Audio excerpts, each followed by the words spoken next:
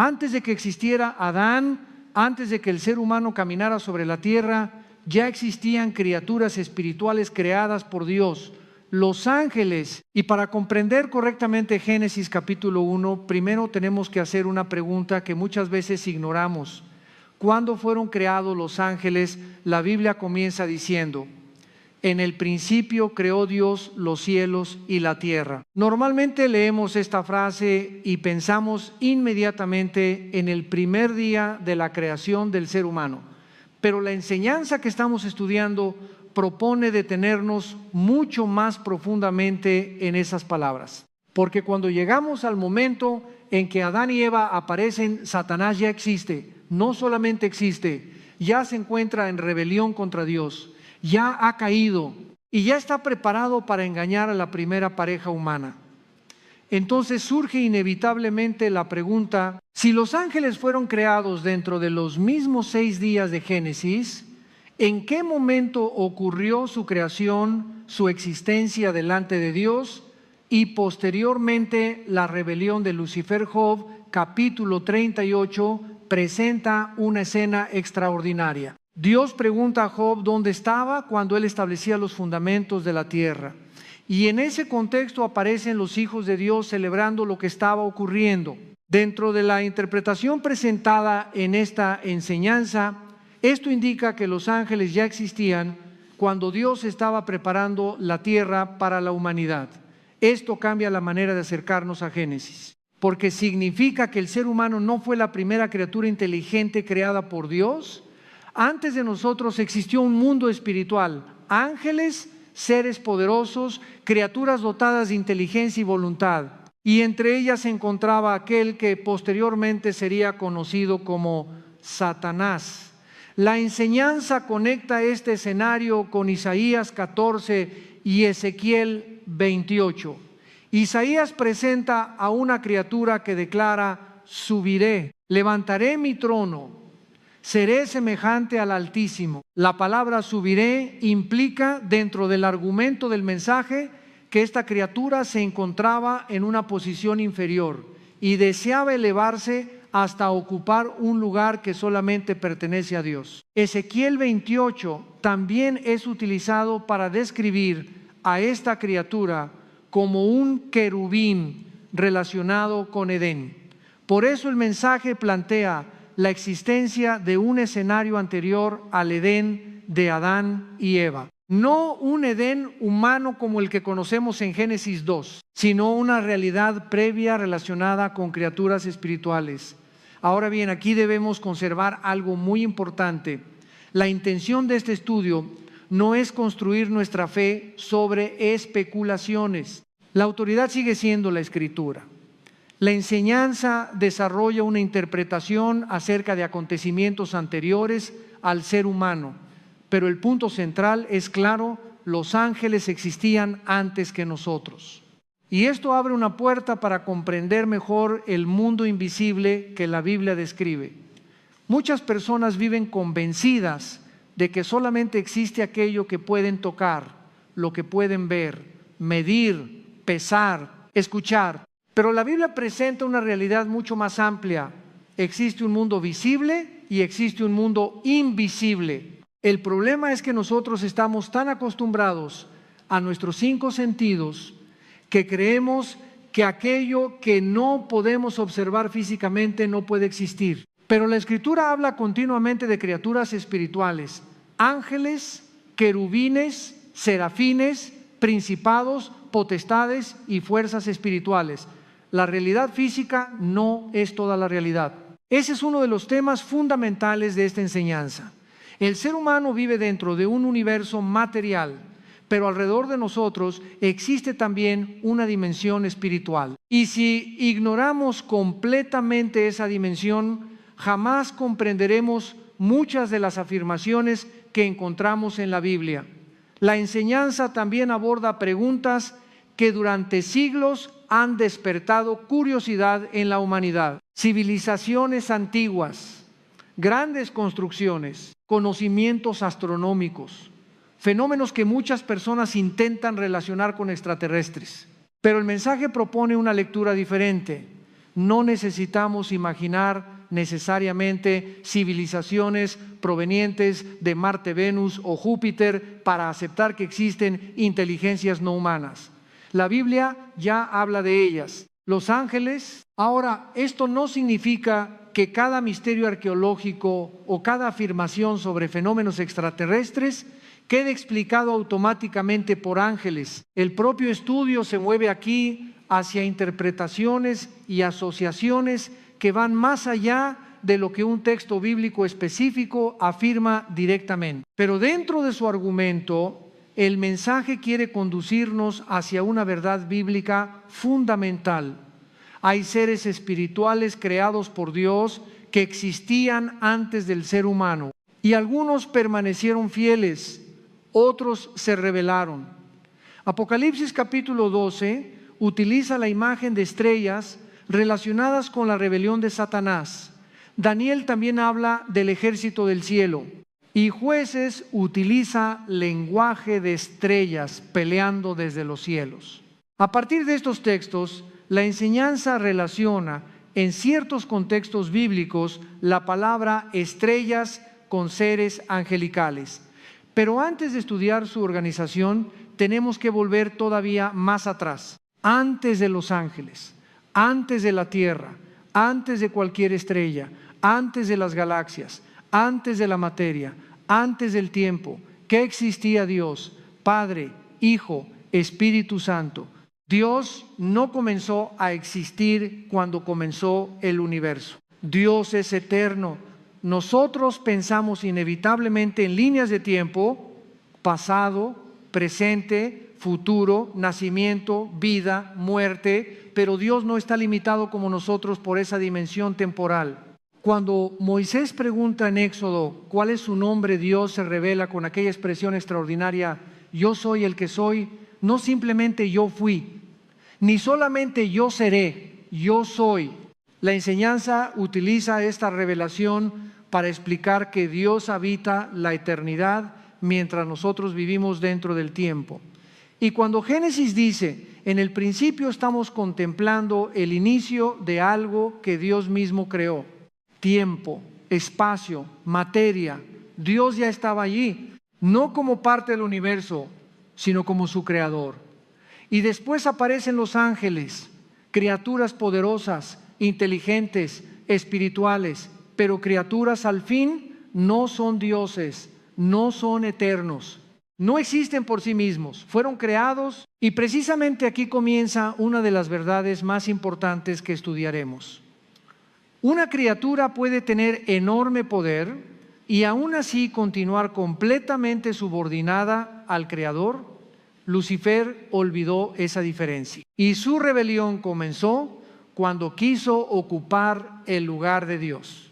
Ese mismo principio continúa siendo peligroso para nosotros. Cada vez que una criatura quiere vivir como si fuera su propio Dios, está repitiendo la esencia de aquella antigua rebelión. Por eso estudiar la creación de los ángeles no es solamente conocer seres espirituales, es comprender mejor quién es Dios, quiénes somos nosotros y por qué ninguna criatura, por poderosa que sea, puede ocupar el lugar del Creador. Si los ángeles existían antes que nosotros, entonces tenemos que avanzar todavía más profundamente y preguntarnos qué existía antes de que comenzara la historia humana. La enseñanza señala que varias realidades ya estaban presentes antes de la creación del ser humano.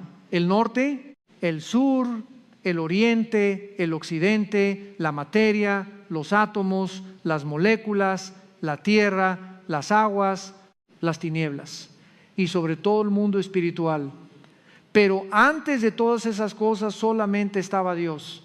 No había ángeles, no había querubines, no había serafines, no había galaxias, no había estrellas, no había planetas, no había materia.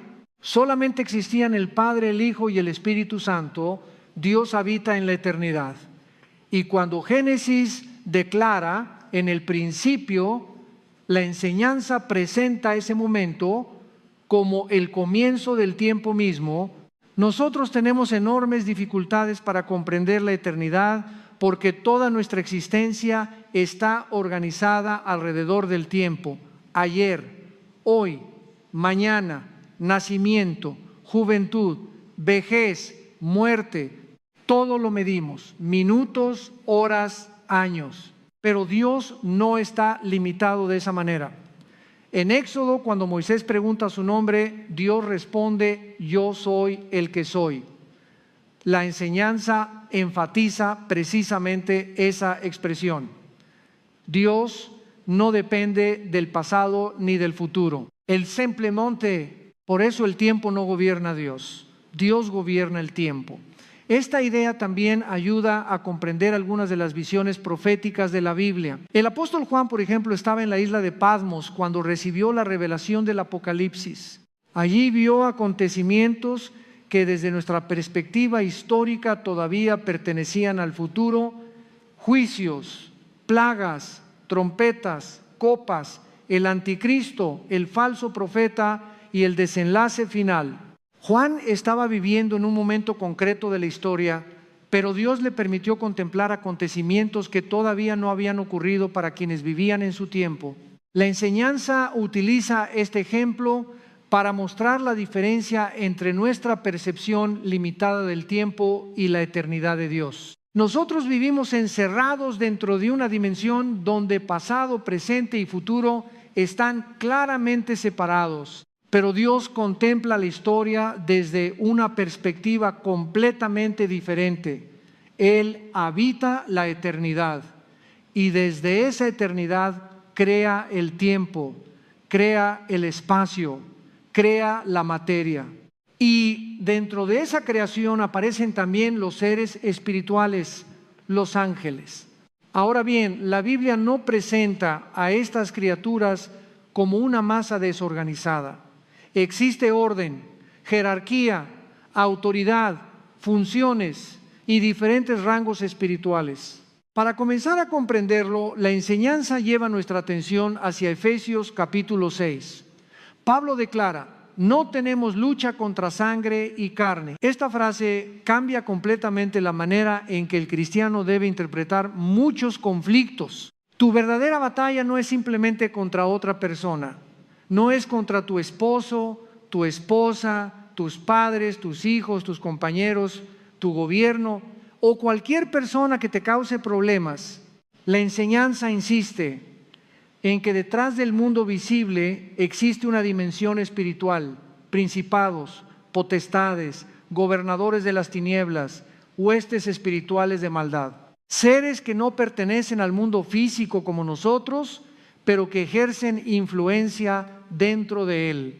Esto significa que el cristiano necesita aprender a mirar más allá de lo visible. Muchas veces peleamos contra personas cuando nuestra verdadera necesidad es espiritual. Nos enojamos, discutimos, respondemos con odio, queremos vencer al otro. Pero Pablo dice que nuestra lucha fundamental no es contra carne ni sangre. Por eso la enseñanza presenta la oración como un arma esencial. Hay circunstancias que no pueden solucionarse únicamente con argumentos. Hay conflictos familiares donde necesitas sabiduría espiritual. Hay hijos por los que necesitas orar. Hay matrimonios que necesitan intervención de Dios. Hay decisiones donde necesitas discernimiento. La oración no significa pasividad. Significa reconocer que existen batallas donde la capacidad humana no es suficiente. Y si el campo de batalla está también en la mente, entonces debemos aprender a vigilar nuestros pensamientos, porque allí aparecen decisiones, temores, tentaciones, deseos, ideas, y allí escogemos continuamente qué dirección seguir. El ser humano es presentado como un agente moral responsable. Puede decidir, puede obedecer, puede rebelarse, puede acercarse a Dios, puede rechazarlo. Y esa capacidad de elección también aparece en la historia de los ángeles. No fueron creados como máquinas. La enseñanza los presenta como criaturas inteligentes, poderosas y moralmente responsables. Algunos permanecieron fieles, otros se rebelaron. Colosenses capítulo 1 añade otra verdad importante. Todas las cosas fueron creadas por medio de Jesucristo, las visibles y las invisibles, tronos, dominios, principados, potestades. Todo fue creado por medio de Él y para Él. Esto establece una verdad fundamental. Jesucristo no es una criatura dentro del universo espiritual. Él es creador. Los ángeles existen porque Él los creó. Los principados existen porque Él permitió su existencia. Las potestades no están por encima de Cristo. Todo está subordinado finalmente a su autoridad. La enseñanza explica después estos distintos términos. Los tronos hablan de autoridad y gobierno. Los dominios de áreas donde se ejerce control. Los principados aparecen como estructuras de autoridad superior. Las potestades tienen autoridad delegada y las huestes describen grandes ejércitos espirituales. Dentro de este marco, el mensaje presenta al mundo espiritual como una estructura organizada, no como caos, sino como diferentes niveles de autoridad. Y aquí aparece otra advertencia. La existencia de autoridad espiritual no significa que Dios haya perdido el control. Dios sigue siendo soberano, pero la enseñanza enfatiza que en muchas ocasiones permite que criaturas morales actúen según sus decisiones y que los seres humanos experimenten las consecuencias de lo que escogen. Para ilustrarlo el mensaje, recuerda 1 Samuel capítulo 8. Israel pidió un rey. Ya no quería continuar bajo el mismo modelo de gobierno. El pueblo quería ser como las otras naciones. Samuel llevó esta petición delante de Dios y Dios permitió que escogieran, pero también advirtió cuáles serían las consecuencias. El rey que deseaban terminaría tomando poder, exigiendo, oprimiendo y usando para sí mismo aquello que pertenecía al pueblo. La enseñanza utiliza este episodio para mostrar una diferencia importante entre lo que Dios permite y aquello que representa su voluntad ideal. Dios puede permitir una decisión sin aprobar moralmente todo lo que esa decisión produce, y este principio aparece también en la libertad de las criaturas espirituales. Lucifer fue creado por Dios, pero Dios no creó su rebelión. Lucifer decidió rebelarse. Los ángeles que lo siguieron tomaron también una decisión. Y de esta manera aparece una batalla espiritual que la Biblia continúa revelando a lo largo de sus páginas. Sin embargo, el cristiano no debe vivir obsesionado ni aterrorizado por estas fuerzas. Efesios no fue escrito para producir miedo, fue escrito para enseñarnos a permanecer firmes. Si nuestra lucha posee una dimensión espiritual, entonces también necesitamos recursos espirituales. La palabra de Dios, la oración, la fe, la verdad, la justicia, la obediencia y nuestra comunión con Jesucristo. El creyente no enfrenta solo esta batalla. Está bajo la autoridad de aquel que creó todas las cosas visibles e invisibles. Por eso, estudiar a los ángeles debe llevarnos nuevamente a Cristo, no a fascinarnos con criaturas, no a buscar contacto con ellas, no a convertirlas en el centro de nuestra fe, sino a comprender que por poderosas que sean, continúan siendo criaturas. Jesucristo sigue siendo Señor sobre todas ellas. Y cuando entendemos esto, nuestra perspectiva cambia.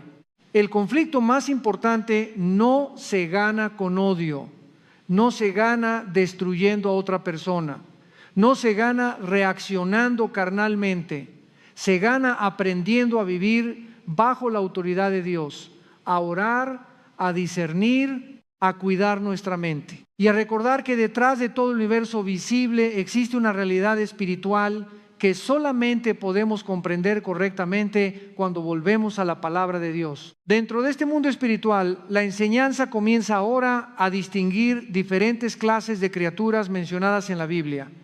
No todas aparecen con la misma función, no todas ocupan el mismo rango y no todas están relacionadas de la misma manera con la presencia de Dios. La primera categoría que se presenta es la de los querubines. Según esta enseñanza, los querubines no deben confundirse simplemente con los ángeles mensajeros. Son criaturas espirituales estrechamente relacionadas con la santidad, la gloria y la justicia de Dios. En Isaías encontramos seres alrededor del trono proclamando santo, santo, santo. Y en el tabernáculo de Israel, cuando Dios ordenó construir el arca del pacto, los querubines fueron colocados sobre el propiciatorio. Sus alas cubrían aquel lugar donde se presentaba la sangre. La imagen es profundamente significativa. Dios quería enseñar a Israel que su presencia es santa, que el pecado no puede ser tratado como algo insignificante, que acercarse a Él implica necesariamente justicia. Y aquí aparece una de las conexiones más hermosas del mensaje. Cuando Adán y Eva fueron expulsados del huerto del Edén, Génesis presenta querubines custodiando el camino hacia el árbol de la vida. La humanidad había pecado. El acceso al paraíso había quedado cerrado. No porque Dios hubiera dejado de amar al ser humano, sino porque su justicia no podía simplemente ignorar el pecado. La espada representaba precisamente esa justicia. El mensaje lo expresa de esta manera: ningún ser humano podía regresar por sus propias fuerzas al lugar perdido. Nuestra condición delante de Dios tenía que resolverse primero y ninguno de nosotros podía hacerlo.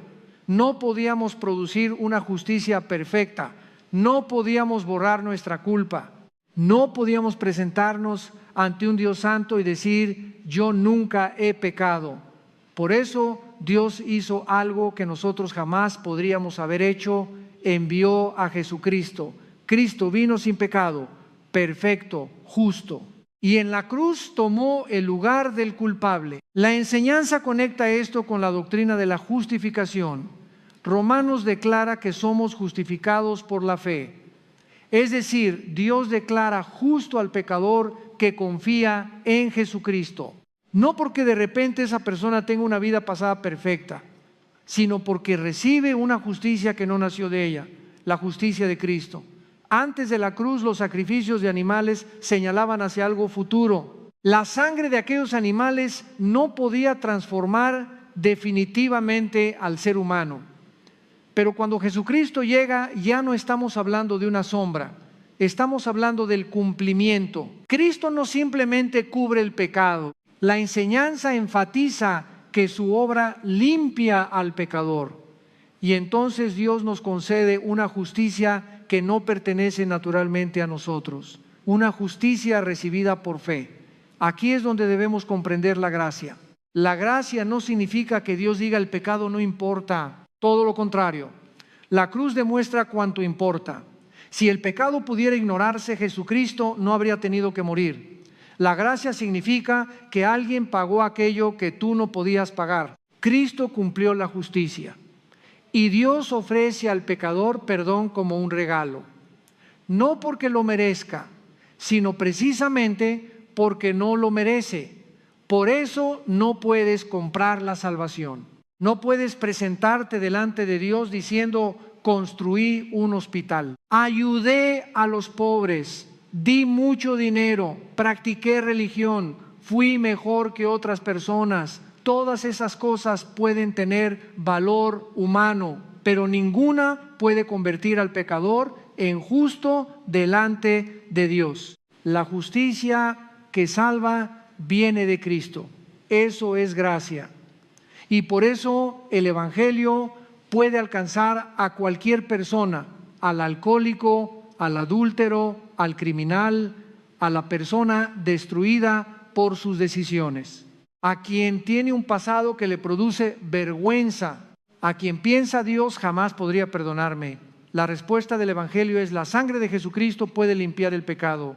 El mensaje hace énfasis en esto de manera contundente. No importa cuánto hayas caído, no importa cuál haya sido tu historia, la puerta de la gracia no se abre porque demuestres que eras bueno, se abre porque Cristo es suficiente. Y cuando comprendemos esto, dejamos de mirar el cristianismo como una competencia de personas que intentan aparentar perfección. Todos llegamos de la misma manera. necesitados, dependientes, recibiendo misericordia. Después de los querubines, la enseñanza presenta una segunda clase de criaturas espirituales. Los serafines. El término se relaciona con la idea de arder. El mensaje los describe como criaturas consumidas por pasión delante de la santidad y el amor de Dios. Aparecen adorando, proclamando continuamente la santidad divina. Y aunque la Biblia no ofrece una enorme cantidad de información acerca de ellos, su aparición es suficiente para enseñarnos algo. La cercanía a Dios produce adoración. Mientras más clara es la visión de su santidad, menos espacio queda para la arrogancia humana. Los serafines no están alrededor del trono hablando de su propia grandeza, están hablando de Dios. Santo, santo, santo. Eso debería hacernos pensar, porque muchas veces nosotros llegamos delante de Dios completamente concentrados en nosotros mismos. Dame esto, resuelve aquello, haz esto por mí. Pero estas criaturas espirituales nos recuerdan que Dios merece adoración simplemente por quien Él es. Antes de pedir, antes de recibir, antes de esperar cualquier beneficio, Él es santo. Y después encontramos otra categoría, los arcángeles. La enseñanza afirma que la Biblia menciona específicamente a Miguel como arcángel. Su nombre significa ¿quién como Dios? Y qué extraordinario resulta ese significado cuando lo colocamos dentro del conflicto espiritual. Lucifer quiso ser semejante al Altísimo, pero el nombre Miguel proclama exactamente lo contrario. ¿Quién como Dios? Nadie. Ningún ángel, ningún querubín, ningún gobernante, ningún ser humano. Nadie puede compararse con el Creador. Miguel aparece relacionado especialmente con grandes conflictos espirituales. Daniel capítulo 12 lo presenta asociado con la defensa del pueblo de Israel. Judas lo menciona disputando con Satanás. Y Apocalipsis 12 lo muestra encabezando una batalla contra el dragón y sus ángeles. Esto vuelve a confirmar que el mundo espiritual descrito en la Biblia no es pasivo. Existe conflicto, existe autoridad, existe oposición, pero incluso dentro de ese conflicto el creyente nunca debe olvidar quién está por encima de todos: Dios. Los ángeles no son el centro de la fe cristiana. Miguel no es el centro. Los querubines no son el centro. Los serafines no son el centro. Cristo es el centro, porque todas estas criaturas fueron creadas. Él no. Ellas sirven, Él gobierna, ellas adoran, Él recibe la adoración. Y mientras más comprendemos el mundo espiritual más grande, debería hacerse nuestra visión de Jesucristo. Ese es el peligro que debemos evitar. Estudiar a los ángeles y terminar fascinados con los ángeles. El propósito correcto es estudiar a los ángeles y terminar más impresionados con el Dios que los creó. Después de hablar de Miguel, la enseñanza presenta otra criatura espiritual cuyo nombre aparece varias veces en las Escrituras: Gabriel. Su nombre está relacionado con la idea de poder o fortaleza de Dios, y en la Biblia aparece cumpliendo misiones muy específicas. Gabriel no aparece buscando protagonismo. Aparece como mensajero. En Daniel capítulo 9 llega para comunicar al profeta la revelación relacionada con las 70 semanas. Más adelante en el Evangelio de Lucas es enviado a María para anunciarle que sería madre de Jesús. También aparece relacionado con el anuncio del nacimiento de Juan el Bautista. En otras palabras, cada vez que Gabriel aparece está conectado con momentos decisivos dentro del plan de Dios.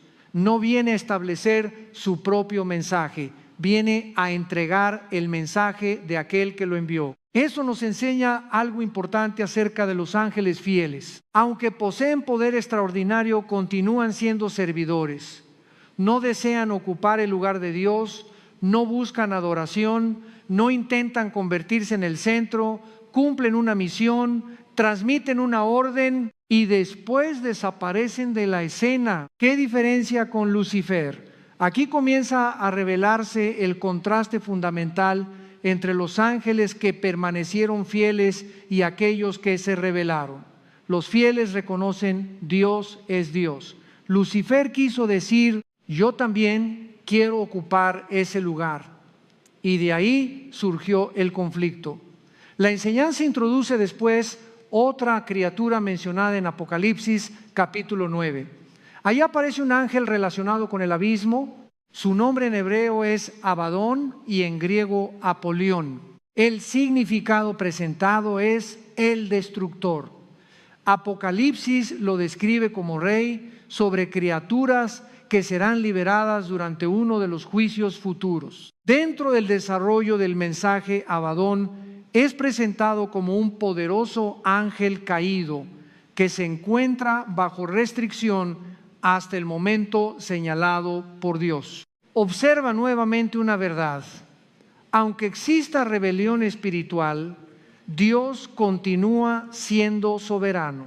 Las criaturas caídas no tienen libertad absoluta, no hacen simplemente todo lo que desean, existen límites, restricciones, momentos determinados. Incluso cuando la Biblia presenta juicios futuros, estas criaturas actúan dentro de aquello que Dios permite. Satanás nunca se convirtió en un segundo Dios. Ese es un error que debemos evitar. El cristianismo no enseña la existencia de dos dioses iguales peleando entre sí, uno bueno y otro malo.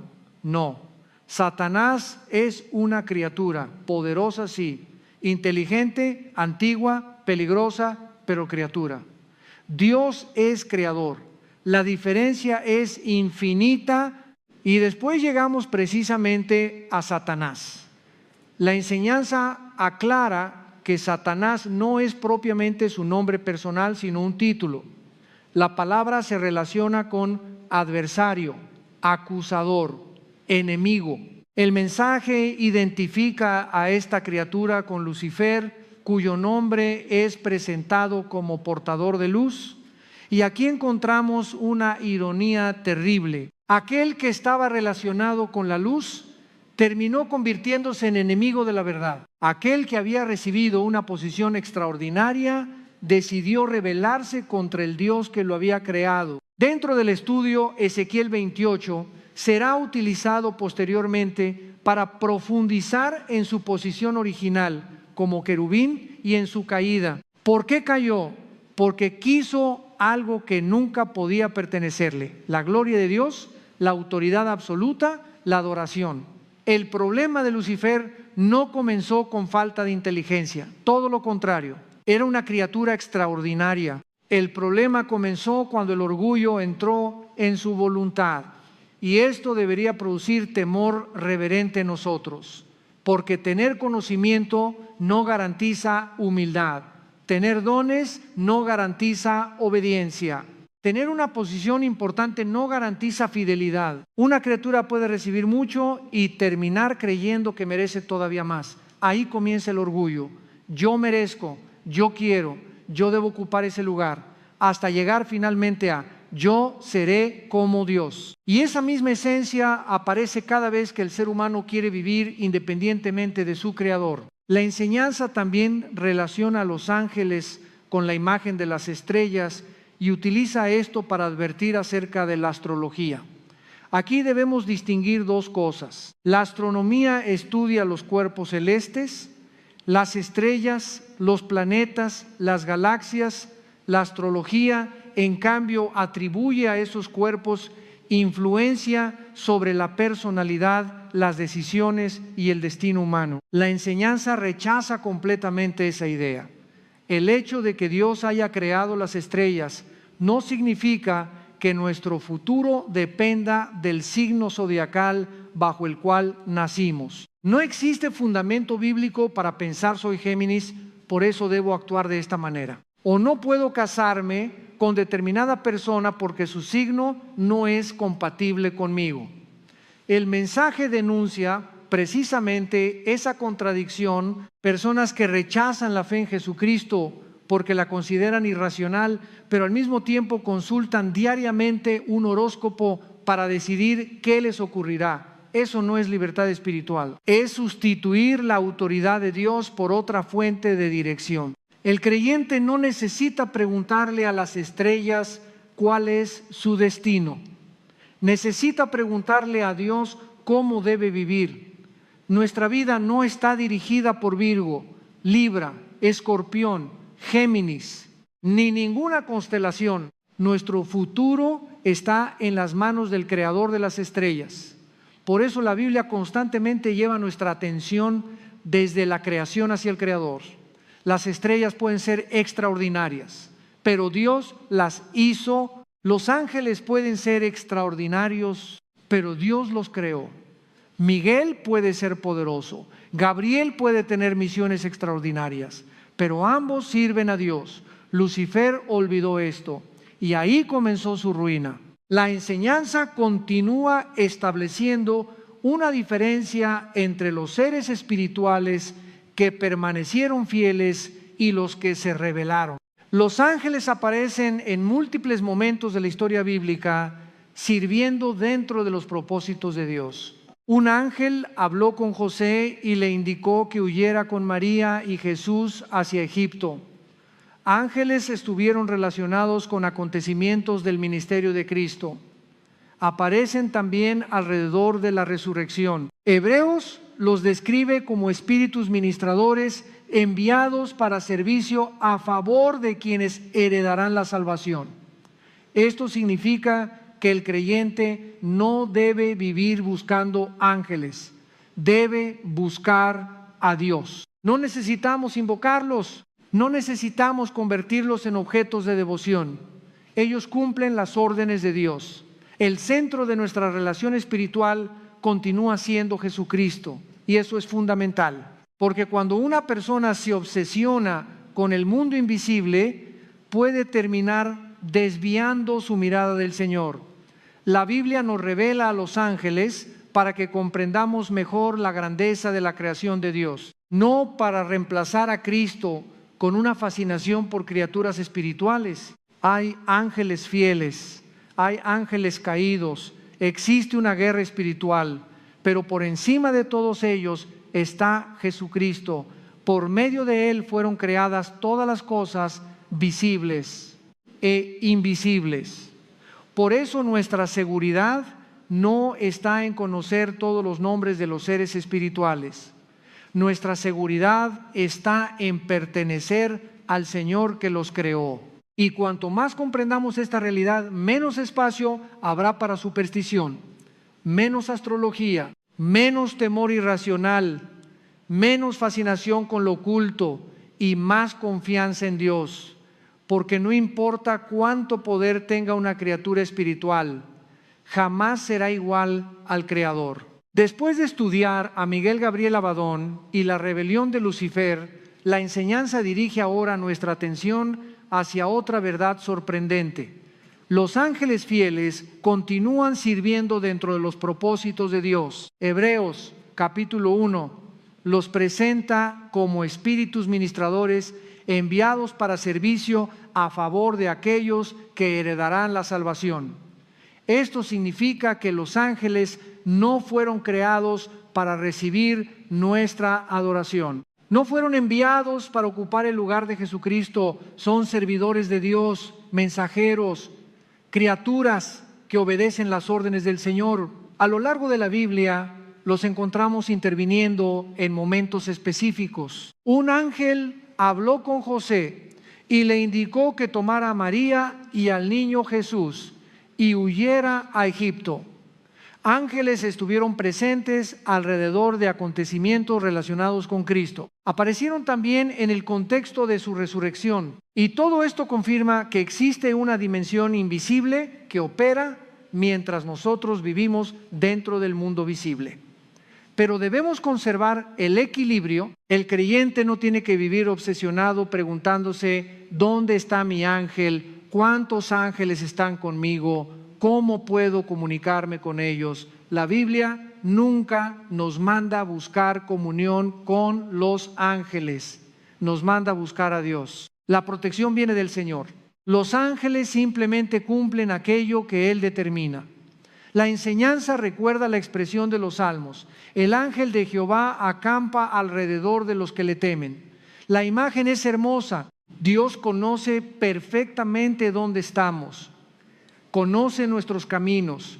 nuestros peligros, nuestras necesidades, y puede utilizar a sus criaturas espirituales para cumplir sus propósitos. Sin embargo, eso no significa que podamos actuar irresponsablemente esperando una protección automática. El mensaje utiliza un ejemplo muy práctico. Si alguien conduce violando deliberadamente las leyes, poniendo su vida y la de otros en peligro, no debería presumir: Dios me va a cuidar. La fe no es irresponsabilidad. El temor de Dios también produce prudencia, respeto, obediencia, responsabilidad. Por eso la enseñanza insiste en respetar las leyes y no convertir la protección divina en una excusa para actuar neciamente. Dios puede proteger, pero nosotros seguimos siendo responsables de nuestras decisiones. Este principio no se aplica solamente a una carretera, se aplica a toda la vida. No puedes destruir tu cuerpo deliberadamente y después culpar a Dios por las consecuencias. No puedes tomar decisiones irresponsables con el dinero y esperar que Dios confirme cada error. No puedes vivir desobedeciendo su palabra y después exigir que Él elimine todas las consecuencias. La fe verdadera camina junto con la obediencia, y esto nos lleva nuevamente a la naturaleza de los ángeles. La enseñanza los presenta como criaturas creadas con inteligencia, poder y responsabilidad moral. No son máquinas programadas, poseen una enorme capacidad, y algunos utilizaron esa capacidad para permanecer fieles, otros la utilizaron para rebelarse. Esto demuestra que la verdadera obediencia tiene significado precisamente porque existe voluntad. Lucifer tomó una decisión, los ángeles que lo siguieron tomaron también una decisión, y aquellos que permanecieron con Dios también permanecieron dentro de una elección moral. La enseñanza señala que los ángeles superan al ser humano en fuerza, inteligencia y capacidades espirituales. Sin embargo, aparece algo profundamente interesante.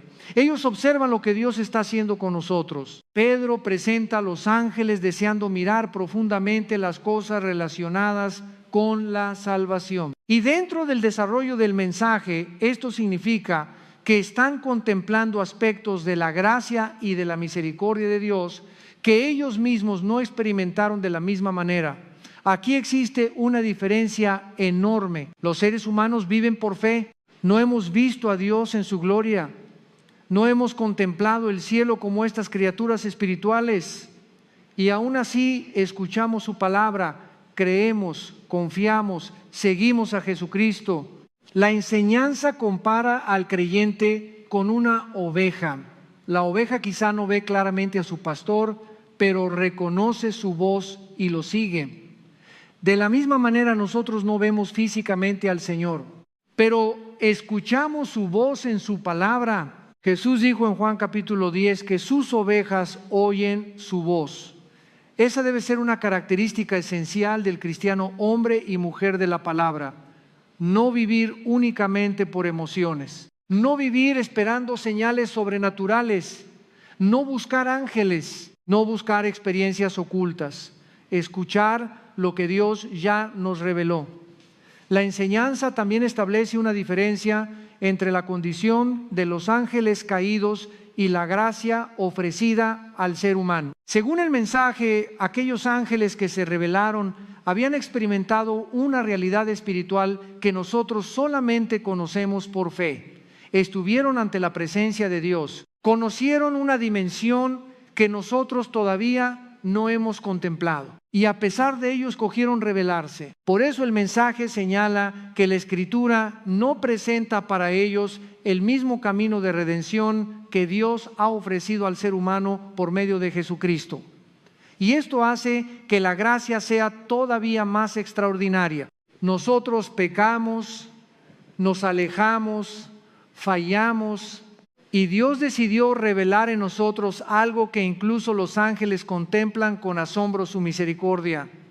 Jesucristo vino por nosotros, tomó naturaleza humana, murió en una cruz, derramó su sangre y abrió un camino para que pecadores fueran reconciliados con Dios. ¿Por qué? No porque fuéramos superiores a los ángeles, no porque lo mereciéramos. Gracia significa precisamente lo contrario, recibir aquello que nunca podríamos exigir. Aquí entendemos otra verdad fundamental. La inteligencia por sí sola no puede conducirnos a Dios. Puedes tener un intelecto extraordinario y continuar espiritualmente ciego. Puedes estudiar filosofía, ciencia, historia, teología y todavía no conocer verdaderamente al Señor. La enseñanza cita 1 Corintios capítulo 2 para afirmar que las cosas profundas de Dios son reveladas por el Espíritu de Dios. Necesitamos al Espíritu Santo. Él es quien ilumina, quien guía, quien abre nuestro entendimiento, quien nos conduce hacia la verdad. Por eso la vida cristiana no depende simplemente de acumular información, depende de caminar con Dios. Puedes memorizar cientos de versículos y no permitir que ninguno transforme tu carácter. Puedes conocer toda una doctrina acerca de los ángeles y continuar viviendo orgullosamente. Entonces no entendiste nada. El verdadero conocimiento de Dios debe producir humildad, obediencia, adoración y transformación. La enseñanza termina esta sección recordándonos que los ángeles contemplan la obra de Dios en aquellos que han sido salvados. Están viendo cómo un pecador puede ser perdonado, cómo alguien esclavizado puede ser transformado, cómo una persona que vivía lejos de Dios puede convertirse en hijo suyo, cómo la gracia toma a alguien quebrantado y comienza a conformarlo a la imagen de Jesucristo. Eso es extraordinario, porque el Evangelio no consiste solamente en llevarnos al cielo, consiste también en comenzar a transformarnos desde ahora tu carácter, tu manera de pensar, tu familia, tus decisiones, tu propósito. Y todo eso ocurre porque el Espíritu Santo habita en quienes pertenecen a Cristo. Por eso no te obsesiones con el mundo invisible hasta olvidar lo más importante. No necesitas perseguir experiencias con ángeles. Tienes algo todavía más grande, la palabra de Dios y la presencia del Espíritu Santo.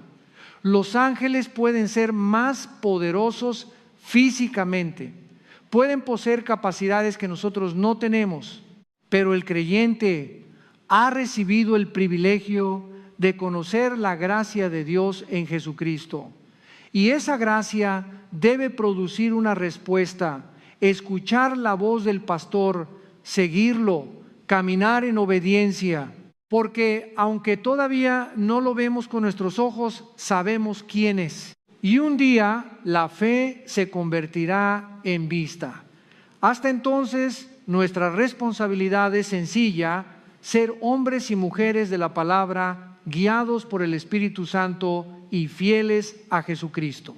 Después de estudiar el mundo invisible, los ángeles, los querubines, los serafines, Miguel, Gabriel y la rebelión espiritual, la enseñanza llega a una conclusión profundamente práctica. Todo este conocimiento debe acercarnos más a Dios. No basta con descubrir que existe una dimensión espiritual. No basta con aprender nombres, rangos o funciones. No basta con saber que hay criaturas que nuestros ojos no pueden ver. La verdadera pregunta es, ¿qué está produciendo este conocimiento en tu vida? El mensaje termina elevando una oración de gratitud. Señor, gracias por tu palabra. Gracias porque nos has permitido conocer el misterio de tu voluntad. Gracias porque estás formando nuestro carácter conforme a la imagen de Jesucristo. Ese debe ser el resultado. No fascinación, transformación, porque el propósito de Dios no es simplemente llenar nuestra mente de información acerca del mundo espiritual. Quiere transformarnos hasta parecernos más a Cristo. La Biblia abre las cortinas de una realidad que muchas personas desconocen. Nos muestra que no todo termina en aquello que nuestros sentidos pueden percibir. Pero esa revelación también aumenta nuestra responsabilidad. Si sabemos que existe una realidad eterna, ya no podemos vivir como si esta vida fuera todo. Si sabemos que existe una batalla espiritual, no podemos continuar ignorando nuestra relación con Dios. Si sabemos que Jesucristo es Señor sobre lo visible y lo invisible, entonces debemos preguntarnos si realmente estamos viviendo bajo su autoridad. La enseñanza hace entonces una comparación con los días de Noé. Jesús enseñó que antes del juicio las personas se casaban, comían, bebían, continuaban con su rutina, y el problema no era casarse, no era comer, no era beber, nada de eso era pecado en sí mismo. El problema fue otro, no entendieron, vivieron como si nada fuera a suceder, como si Dios no hubiera hablado, como si el mundo visible fuera toda la realidad, hasta que llegó el diluvio.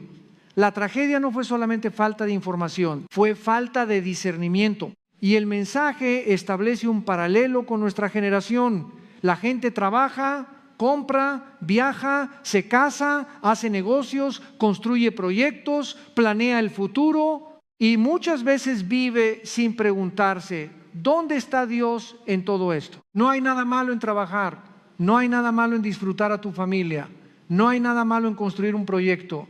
El peligro aparece cuando todas esas cosas ocupan el lugar que solamente corresponde al Creador. Puedes llenar completamente tu agenda y tener el alma vacía. Puedes conocer a muchas personas y desconocer a Dios. Puedes tener una familia y nunca enseñarles a tus hijos quién es Jesucristo. Puedes alcanzar metas y descubrir al final que nunca entendiste para qué había recibido la vida. Por eso la oración de la enseñanza dice: el mundo te necesita, las familias necesitan a Dios, las naciones necesitan a Dios. El ser humano necesita reconocer su dependencia del Creador. La idea central se resume en las palabras de Jesucristo: separados de mí, nada pueden hacer. Esto no significa que una persona sin fe sea incapaz de trabajar, estudiar o construir algo. El sentido espiritual es mucho más profundo. Podemos producir muchas cosas y aún así fracasar en aquello para lo cual fuimos creados. Podemos construir una casa y destruir un hogar. Podemos desarrollar tecnología y utilizarla para el mal. Podemos acumular conocimiento y continuar sin sabiduría. Podemos gobernar naciones y no saber gobernar nuestro propio carácter. Por eso necesitamos a Dios, no como un accesorio, no como alguien a quien buscamos solamente cuando tenemos un problema. Necesitamos que Él sea el centro, y cuando comprendemos esto cambia nuestra manera de mirar incluso la doctrina de los ángeles. Ya no preguntamos solamente cuántos tipos de ángeles existen, comenzamos a preguntarnos: ¿qué me enseña esto acerca de Dios? Nos enseña que Él es creador, que posee autoridad sobre todo, que existen criaturas mucho más poderosas que nosotros y sin embargo ninguna puede compararse con Él, que el mundo espiritual no está fuera de su dominio, que Satanás no es igual a Dios, que los ángeles fieles sirven al Señor y que Jesucristo continúa siendo el centro de toda la creación. Esto debe producir seguridad, porque muchas personas se acercan al tema del mundo espiritual con miedo, temen demonios, maldiciones, fuerzas oscuras, fenómenos desconocidos. Pero el cristiano debe comenzar desde otra verdad: pertenezco a Jesucristo y Cristo está por encima de principados y potestades. Eso no significa negar la batalla espiritual, significa reconocer quién posee la autoridad final. Por eso la respuesta correcta no es vivir obsesionado con Satanás, es vivir más cerca de Jesús. La oscuridad no se vence pasando todo el día estudiando la oscuridad, se vence caminando en la luz. La mentira se combate con verdad, el temor se combate con fe, la tentación se enfrenta con obediencia y la confusión espiritual se combate permaneciendo en la palabra. De ahí la importancia de aquello que la enseñanza ya había señalado: escucha la voz del pastor. Las ovejas siguen al pastor porque reconocen su voz. Nosotros todavía no vemos físicamente a Jesucristo, pero tenemos su palabra y tenemos al Espíritu Santo, quien guía al creyente hacia la verdad. Eso es suficiente para caminar. No necesitas conocer todos los secretos del universo invisible. Necesitas conocer al Señor. No necesitas comprender cada misterio antes de obedecer. Necesitas confiar. Y esa confianza también debe llegar al hogar. La oración pide que Dios transforme nuestras familias, nuestros matrimonios, nuestro destino, porque el conocimiento bíblico que nunca entra en casa permanece incompleto. ¿De qué sirve estudiar ángeles durante horas si tratamos mal a nuestra esposa? ¿De qué sirve hablar de principados y potestades si no enseñamos a nuestros hijos a amar a Dios? ¿De qué sirve afirmar que creemos en el mundo espiritual si nuestras decisiones continúan siendo totalmente carnales? La doctrina debe convertirse en vida, en paciencia, en integridad, en oración, en amor, en obediencia, en un hogar donde Jesucristo realmente ocupa el centro. La enseñanza termina esta oración recordando una certeza: las promesas de Dios permanecen. Él fue, Él es y será por toda la eternidad. Nosotros cambiamos, las generaciones pasan, los gobiernos cambian, las culturas cambian, pero Dios permanece. Y para quienes pertenecen a Jesucristo existe una esperanza. Un día entraremos plenamente en esa realidad eterna que hoy solamente conocemos por fe. Hasta entonces debemos vivir conscientes de que el mundo visible no lo es todo. Hay una realidad espiritual, hay una eternidad, hay un creador y existe una decisión diaria: vivir como si Dios no existiera o caminar sabiendo que separados de Él nada podemos hacer. Después de abrir la realidad del mundo espiritual y recordar que el creyente pertenece a Jesucristo, la enseñanza termina llevando todo hacia algo muy concreto. La bendición de Dios sobre la vida cotidiana, no solamente sobre grandes temas espirituales, también sobre el matrimonio, la familia, los hijos, los padres, el trabajo, la salud, las decisiones. Porque la fe bíblica no fue diseñada para vivir únicamente dentro de una iglesia. Tiene que entrar en la casa, en la manera en que educamos, en la manera en que trabajamos, en la forma en que tratamos a nuestra familia y en la manera en que vivimos delante de Dios.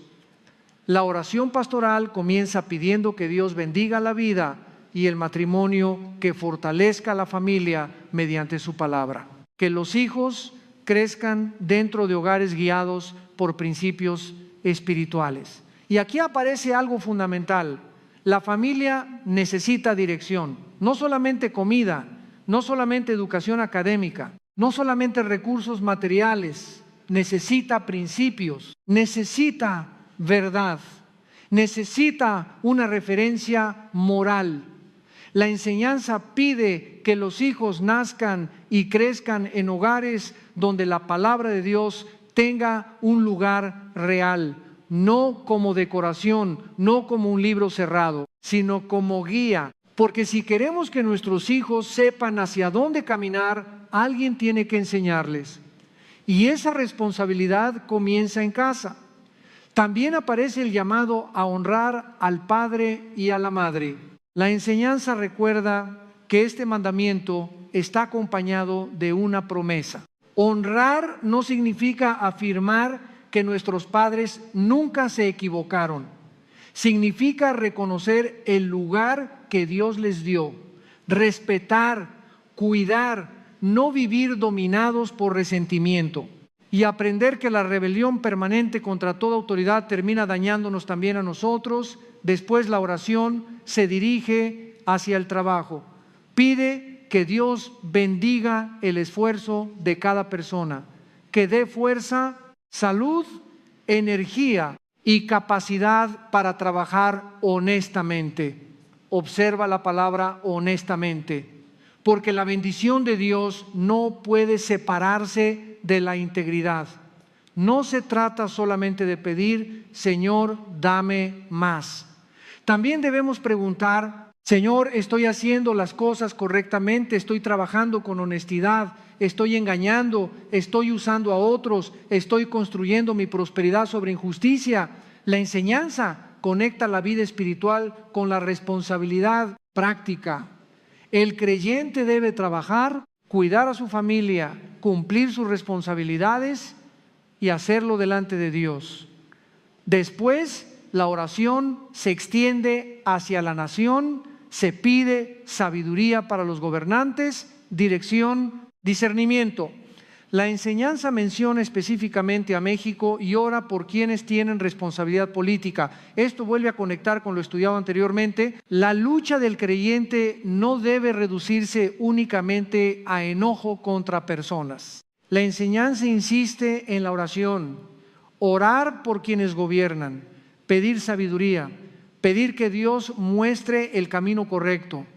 Esto no significa aprobar automáticamente toda decisión política. Significa reconocer que quienes gobiernan necesitan dirección porque sus decisiones afectan a millones de personas. La oración también se dirige hacia Venezuela, hacia familias sufriendo, niños sin recursos, personas enfermas, creyentes viviendo bajo presión, y se pide que Dios los fortalezca y los guarde. Aquí vemos que la espiritualidad verdadera no puede ser indiferente al sufrimiento humano.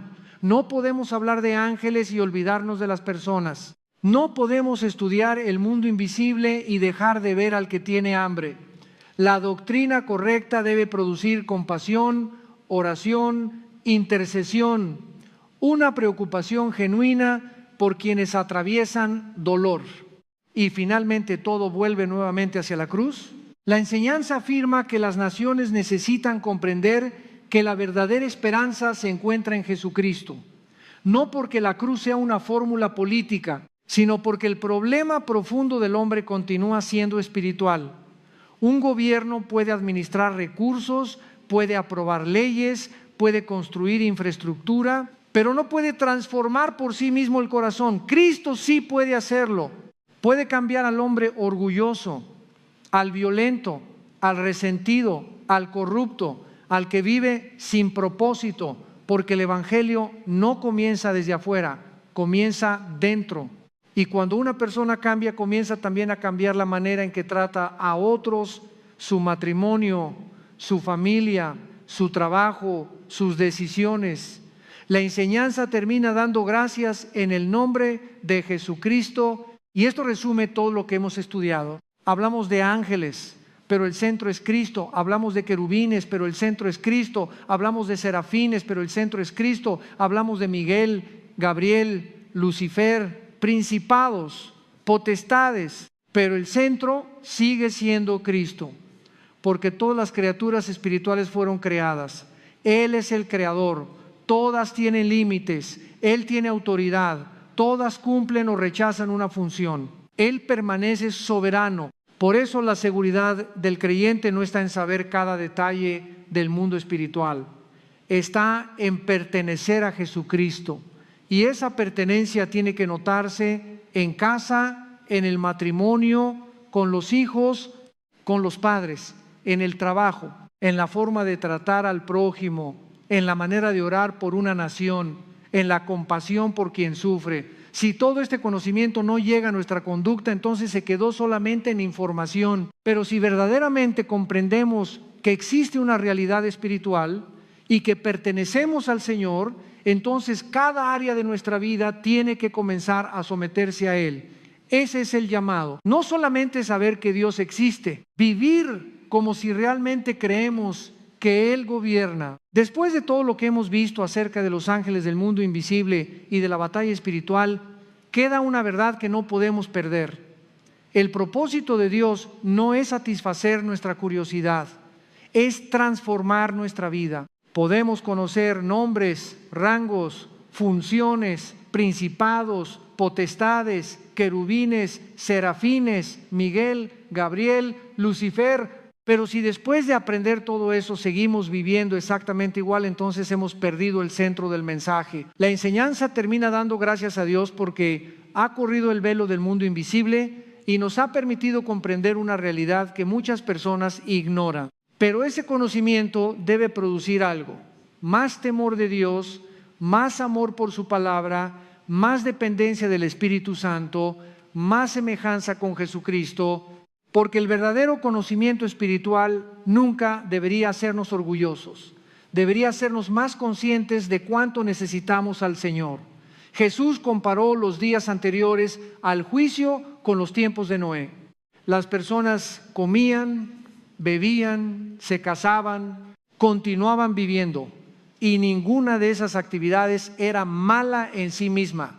El problema fue que no entendieron, vivieron completamente absorbidos por lo cotidiano hasta que llegó el momento que habían ignorado. La enseñanza advierte que algo semejante puede ocurrir nuevamente.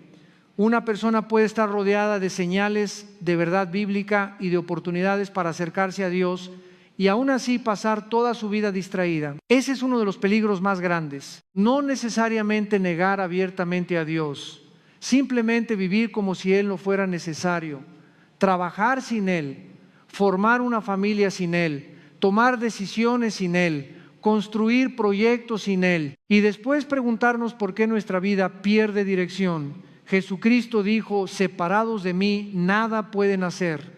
La enseñanza utiliza estas palabras para recordar que nuestra necesidad de Dios no es superficial, es profunda. El mundo necesita a Dios. Las familias necesitan a Dios, las naciones necesitan a Dios. Y cuando el ser humano reconoce esta necesidad, su vida comienza a cambiar, su familia puede cambiar, su forma de pensar puede cambiar, su destino puede ser transformado, porque las promesas de Dios permanecen.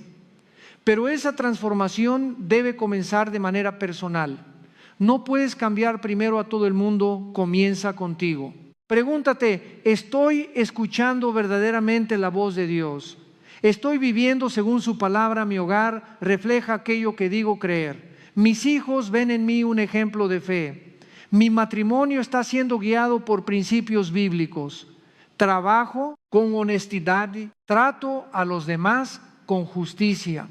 Porque si creemos que existe un mundo espiritual, entonces también debemos vivir conscientes de que nuestras decisiones tienen consecuencias espirituales. La enseñanza termina orando precisamente por estas áreas, por los matrimonios, por los hijos, por los padres, por el trabajo, por la salud, por las familias, y pide que la palabra de Dios fortalezca cada hogar. Esto es importante. La verdad bíblica no debe quedarse dentro de un templo, tiene que entrar en casa.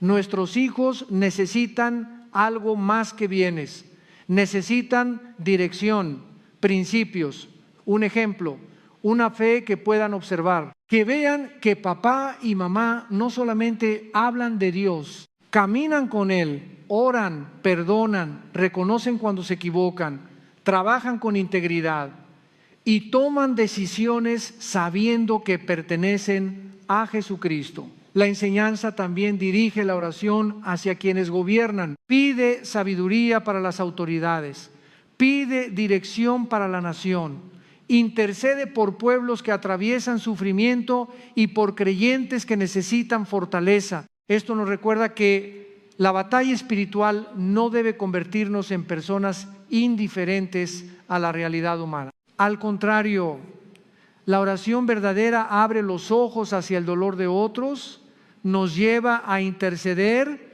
a pedir por quienes sufren, a preocuparnos por las familias, por los niños, por las naciones, porque conocer a Dios debe producir compasión. Y finalmente todo regresa al mismo lugar, la cruz de Jesucristo. Ahí está nuestra esperanza, no en los ángeles, no en Miguel, no en Gabriel, no en nuestras capacidades, no en una estructura política, no en nuestra propia justicia, en Cristo. Él es quien vino a reconciliarnos con Dios, Él es quien pagó por nuestro pecado, Él es quien nos concede una justicia que nosotros no podíamos producir. Él es quien nos da el Espíritu Santo y es Él quien un día nos llevará plenamente a esa realidad eterna que hoy solamente conocemos por fe. Por eso, nunca permitas que el estudio del mundo invisible desplace al Salvador. Los ángeles son criaturas Cristo es creador, los ángeles sirven, Cristo reina, los ángeles cumplen misiones, Cristo ejecutó la obra de nuestra salvación, los ángeles pueden observar la gracia, nosotros hemos sido llamados a recibirla. Ese privilegio debería producir gratitud, no orgullo. Si Dios te ha perdonado, vive agradecido. Si te ha dado su palabra, ábrela. Si te ha dado su espíritu, aprende a depender de Él. Si te ha dado una familia, cuídala. Si te ha dado trabajo, hazlo con honestidad. Si te ha dado oportunidad de hablar de Cristo, úsala. Porque el conocimiento que no produce obediencia termina convirtiéndose solamente en información. La enseñanza concluye también recordando la misión que Jesucristo dejó a su iglesia: ir y hacer discípulos, enseñar, llevar el evangelio, anunciar a otros que existe perdón, que existe gracia, que Jesucristo transforma vidas, que todavía hay esperanza para hombres, mujeres y niños. El creyente no fue llamado únicamente a aprender, fue llamado también a compartir, a llevar luz donde hay oscuridad, a llevar esperanza donde alguien ya no la tiene, a decirle al mundo que Jesucristo sigue siendo Salvador. Así que después de estudiar la creación de los ángeles, la conclusión no debe ser: ahora sé más acerca de criaturas espirituales. La conclusión debe ser: ahora comprendo mejor la grandeza del Dios que las creó. Y ese Dios te llama a caminar con Él, a vivir en su palabra, a depender de su espíritu, a cuidar tu familia, a permanecer firme en medio de la batalla espiritual y a poner tus ojos en Jesucristo. Porque llegará un día en que aquello que ahora es invisible dejará de serlo. La fe se convertirá en vista y estaremos delante de aquel que siempre estuvo por encima de ángeles, principados, potestades, cielos y tierra, Jesucristo, Señor de toda la creación.